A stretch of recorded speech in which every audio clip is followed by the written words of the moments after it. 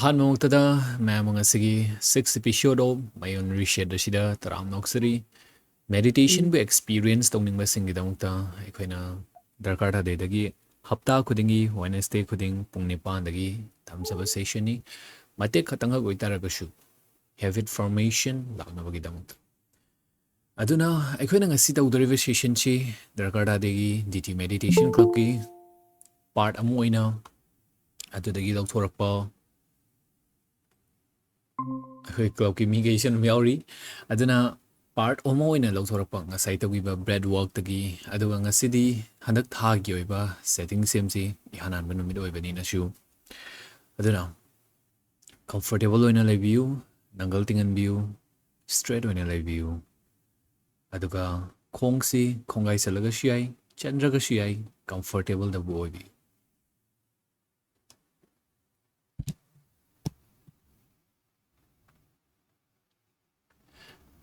adudi source anaba horasi hause uzik tawdoriba bread work si 4-6 oina haksang se ingda hansi काम bread वॉकनी इंदा वसिदा Ikauna तौदुसे लेप्तना नाथोनगी 4 second sourcing सन बिरानी अदुगा 6 second सांग होदोक बिरानी असी round तरुक मुक्तंग तौसी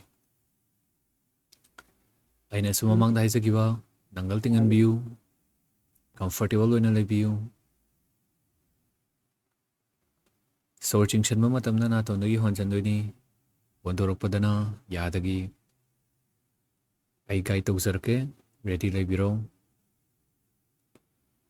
नाथोनगी सोर्सिंग सन बियु मा अनि अहोम मरी यादगी सांग होंदोक पिरु अमा अनि अहोम मरी मंगा तरुक अमुक सिंग सन बियु अमा अनि अहोम मरी मंगा तरुक यादगी सांग होंदोक पिरु अमा ani ahum mari manga taruk amutanga searching sen view ama ani ahum mari sang hodok piru ama ani ahum mari manga taruk sen view shore ama ani ahum mari sang hodok piru ama ani ahum mari manga taruk amutanga singsan view shore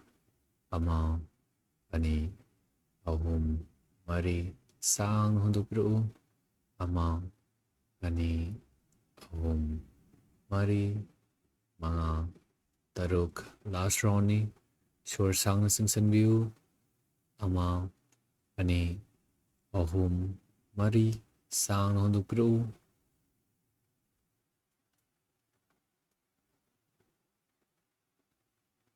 normal oina fambiro haibadi dongi haksang gi shur gi tan aduda mathandana chalan biu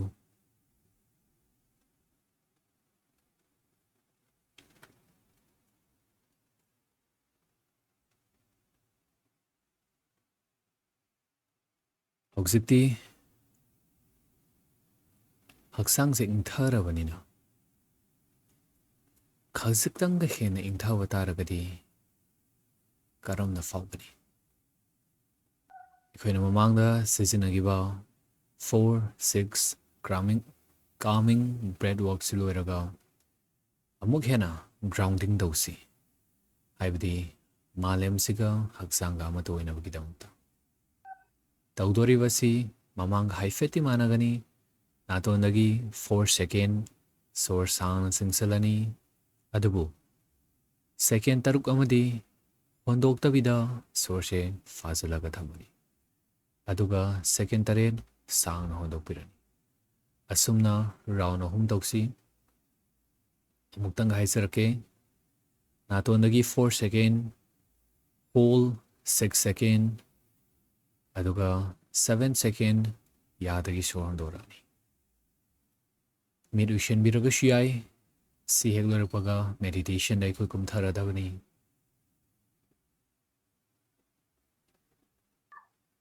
nangal tingan view straight view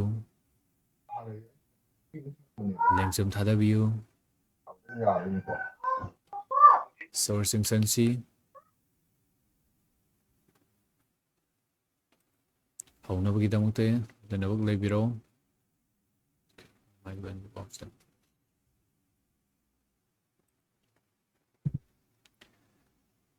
Searching Sun View Ama Ani Ahum Mari Hold the View Ani Ahum Mari Manga Taruk Sang na Hondok Piru Ani Ahum Mari Manga Taruk Taret Sang na Sun View Ani Ahum Mari Hold Ani Ahum Mari Manga Taruk Sang na Hondok Piru Ani Ahum Mari Manga Taruk Taret Muk Sourcing Sun View Ama Ani Ahum Mari Sang na Hondok Piru sorry Hold of View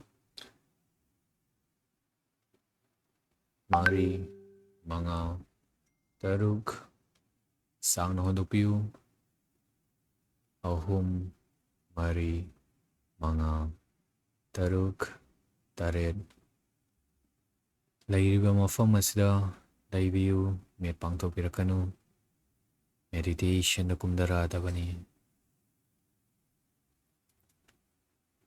adongi haksangda shore sanakiba matamda intharakpasi laushanbiyu adongi mihul tabtharakli fauba ngamli igi khongjel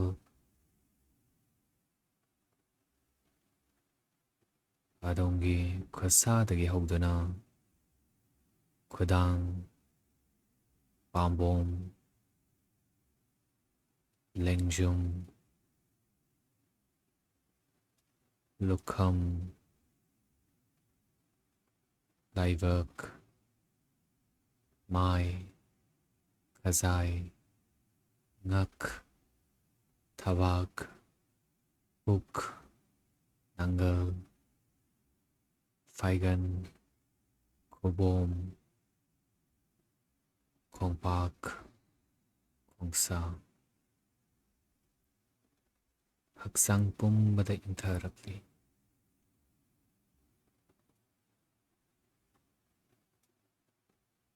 aihakna amadagi manga fauba thirakani manga hek yawpa matamda adongi haksang adongi kok adongi khadang asi lumtharaktuna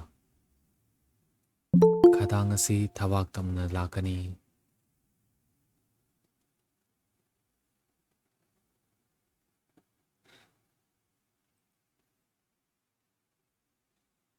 kok asi hena lumtharakani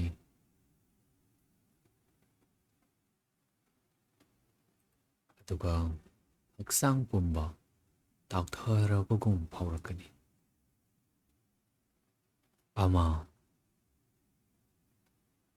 lengsum thadare haksangda yanglakle ani aigi khonjel sina adongbu gai tawjari adongi wakhal saithoke tawbadu mafam chana hanjalakli ahum adongi mihul hena taptharakli shur sina singsalakpada hondorakpada hena yanglakli mari mitlum silakle koklum tharakle haksang tautharakle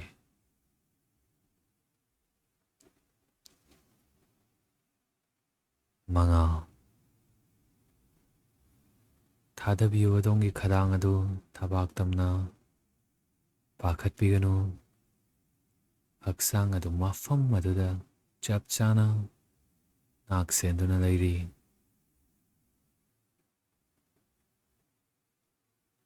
Adongi shore si singsel liva khuding pandorak liva khuding adongi haksang pumbada hena nungai ve hingalakani adongi haksang da faurakani tauktharavukum isingda adongi mit hena lamsilakani kok asi leichin gumna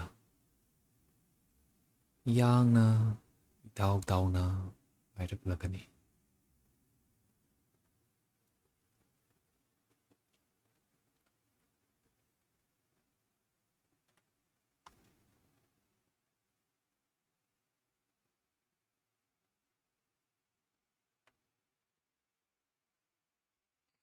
singsan biu shore fau biu haksang da nungai raklivadu wakhal da yanglaklivadu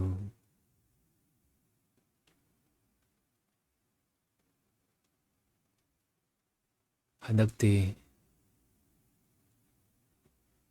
session asigi theme moina thamjariba Mayond reset hairibani haibadi upalama Mayond chonge haibataragadi mafam jana jaga chana thadaba yade hogandaba yade senadaba yade yan hanba numit asi ngasidagi haubanina semsi thasigi lakdauriba thasigi maman lehendauriba wakhalon ahongba Mayond chongansi pukningi manungdagi wakhum lakhanbiu wahang khara adongi wakhalla tawhalake mathandana tholakpadu fadang fajanbiu October handaki thasi aigi punsida khanare aibatage airage hairadi watchakama wakhalonama ahongbama amakak adu kari oigani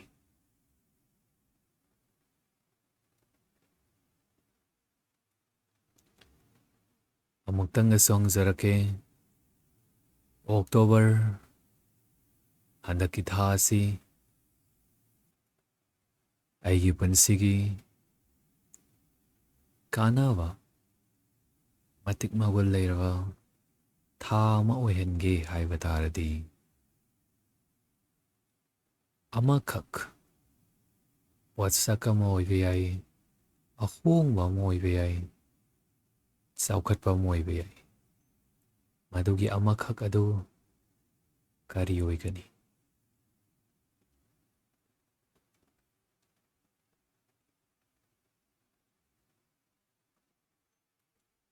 yang kana khanbagi mathau taroi wakhal mathantana lakani fajanbiu adu lokshanshi haksangda kaudanava shore singsanbiu wakhum adu hapsanbiu hondokpiu haksangdagi daup leramba singnaramba kayadu amukshu wahang ama hangjarake mamangumna mathandana wakhum adu fajanbiu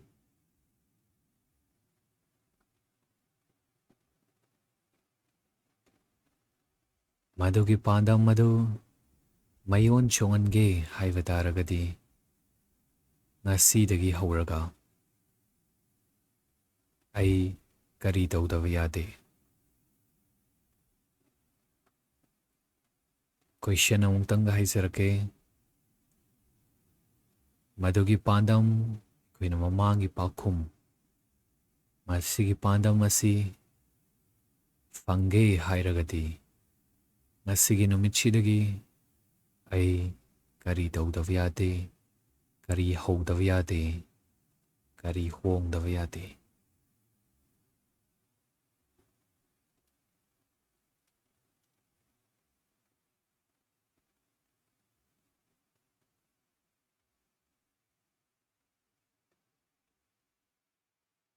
ꯃꯃꯥꯡꯒꯤ ꯀꯃꯥꯅꯅ ꯁꯣꯔ ꯁꯥꯡꯅ ꯆꯤꯡꯁꯤꯟꯕꯤꯌꯨ.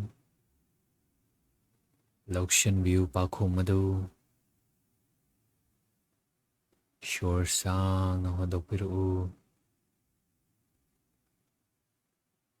ꯑꯔꯣꯏꯕ ꯑꯣꯏꯅ ꯄꯥꯈꯣꯡ ꯑꯃꯇꯪꯒ ꯐꯣꯡꯍꯟꯁꯤ, ꯅꯨꯡꯗꯒꯤ ꯊꯣꯛꯍꯟꯁꯤ.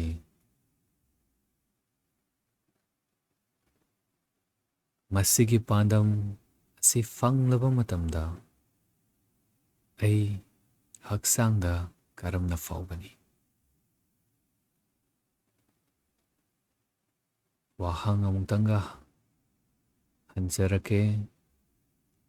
ꯃꯁꯤꯒꯤ ꯄꯥꯟꯗꯝ ꯑꯁꯤ ꯐꯪꯂꯕ ꯃꯇꯝꯗ ꯑꯩꯒꯤ ꯍꯛꯆꯥꯡꯗ, ꯋꯥꯈꯜꯗ ꯀꯔꯝꯅ ꯐꯥꯎꯒꯅꯤ? ꯅꯨꯡꯉꯥꯏꯕꯗ ꯑꯣꯏꯒꯗ꯭ꯔꯥ? ꯆꯥꯎꯈꯠꯂꯛꯄꯒꯤ ꯍꯔꯥꯎꯕꯗ ꯑꯣꯏꯒꯗ꯭ꯔꯥ? ꯏꯁꯥꯗ ꯄꯦꯟꯖꯕꯗ ꯑꯣꯏꯒꯗ꯭ꯔꯥ?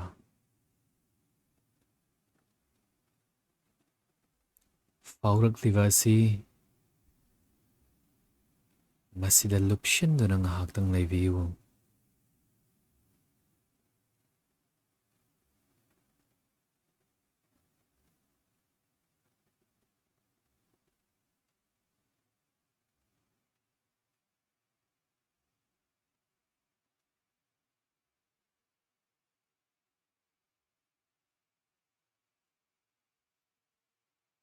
ꯁꯣꯔ ꯁꯥꯡꯅ ꯆꯤꯡꯁꯤꯟꯕꯤꯌꯨ.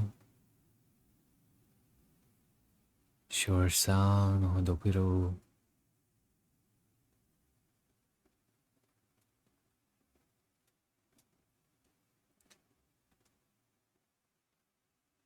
ꯃꯊꯪꯁꯤꯗꯤ ꯑꯩꯈꯣꯏꯒꯤ ꯍꯛꯆꯥꯡꯗꯒꯤ, ꯅꯨꯡꯗꯒꯤ ꯊꯣꯛꯂꯛꯂꯤꯕ ꯄꯥꯈꯣꯡꯁꯤꯡ ꯑꯁꯤ ꯀꯥꯎꯍꯜꯂꯔꯣꯏꯁꯤ.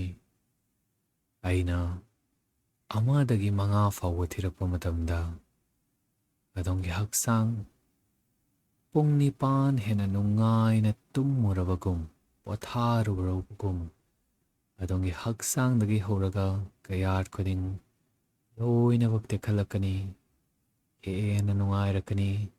ꯉꯁꯤꯒꯤ ꯅꯨꯃꯤꯠ ꯑꯁꯤ ꯍꯔꯥꯎ ꯍꯔꯥꯎꯅ ꯇꯔꯥꯝꯅ ꯑꯣꯜꯂꯛꯑꯅꯤ. ꯃꯁꯤ 1ꯗꯒꯤ ꯍꯧꯔꯁꯤ. 1. ꯈꯣꯡꯗꯒꯤ ꯍꯧꯔꯒ ꯍꯛꯆꯥꯡ ꯇꯦꯛꯈꯠꯄ ꯍꯧꯔꯛꯂꯦ. 2. ꯅꯤꯡꯁꯤꯡꯂꯛꯂꯦ ꯑꯗꯣꯝꯒꯤ ꯄꯥꯟꯗꯝ. ꯃꯌꯣꯟ ꯀꯔꯝꯅ ꯆꯣꯡꯍꯟꯒꯅꯤ?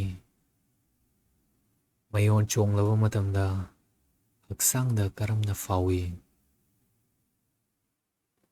3. ꯐꯥꯏꯒꯟ, ꯄꯨꯛ, ꯊꯕꯥꯛ ꯇꯦꯛꯈꯠꯂꯛꯄ ꯍꯧꯔꯛꯂꯦ. ꯍꯛꯆꯥꯡꯗ ꯅꯨꯡꯉꯥꯏꯕ ꯑꯃ ꯐꯥꯎꯔꯛꯂꯦ. 4. ꯋꯥꯈꯜ ꯃꯌꯦꯛ ꯁꯦꯡꯂꯦ.